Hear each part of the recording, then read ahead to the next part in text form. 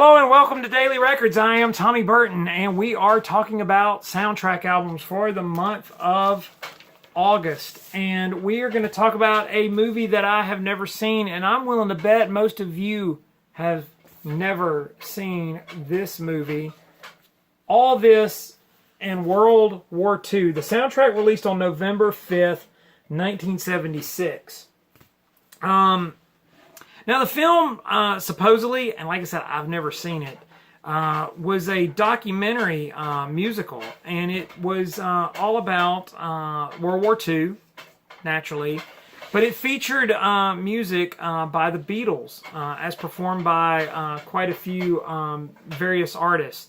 And it featured World War II newsreel footage and 20th Century Fox films from the 40s.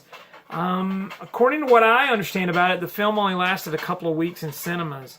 It featured clips of the Army of the Third Reich, Charlie McCarthy, Milton Berle, Humphrey Bogart, Dwight D. Eisenhower, Clark Gable, Hitler, Bob Hope, Jimmy Stewart, Franklin Roosevelt, Mussolini, James Mason. They got Susan Winslow, this director, to direct 20th Century Fox to direct this movie.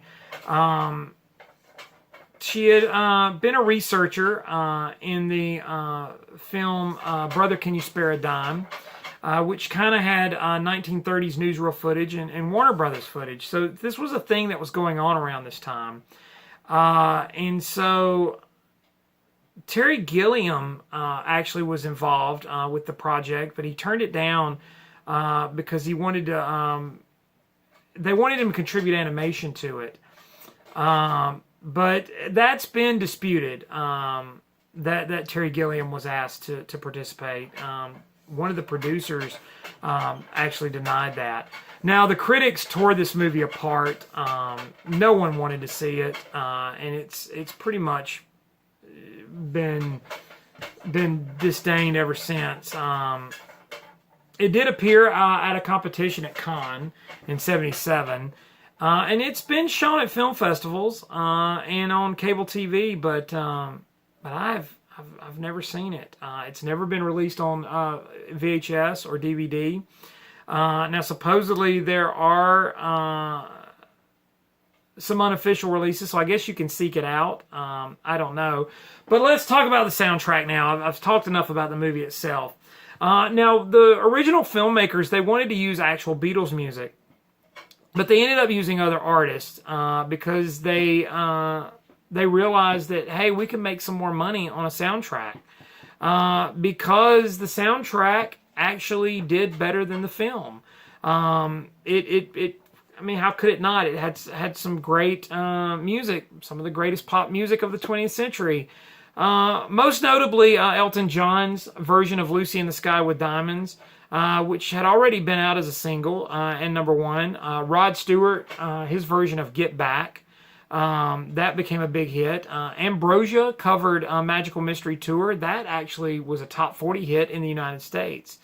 Now, they kind of double dipped on this one. They reissued it in 1979 with a different title, The Songs of John Lennon and Paul McCartney Performed by the World's Greatest Rock Artists. And there was another, the Let It Be version of that Leo Sayer did, and the Lindsay DePaul version of Because were released on a Beatle cover CD. And so the soundtrack actually did okay in spite of how horrible the movie was. Now, a quick rundown. There's our buddies, the Bee Gees, back again, doing Golden Slumbers and Carry That Weight. Brian Ferry, She's Leaving Home. Roy Wood, Lovely Rita. Keith Moon, When I'm 64. Jeff Lynne, with a little help from my friends, and Nowhere Man. The Four Seasons, We Can Work It Out. Helen Reddy doing Fool on the Hill. Just so many. The Bee Gees doing Sun King. Peter Gabriel, Strawberry Fields Forever. Come Together by Tina Turner.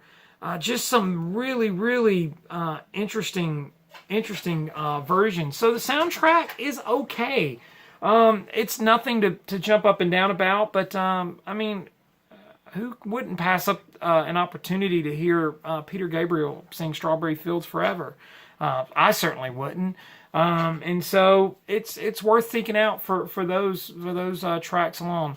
The movie? I don't know. I'd watch it. If somebody wants to send me a copy, hit me up. I'd like to take a look at it. I'm not against it. Quite curious to see how bad it possibly could be. Comment down below. Have you seen it? Do you know this? Follow me on Instagram and Twitter. It's TommyBurton75. I like interacting with you guys. This is definitely better than the other Bee Gees thing, the Sgt. Pepper thing. So I'll give it that much. It's not saying a whole lot, but it's saying something. In the meantime, I'll see you all again tomorrow with another Daily Record.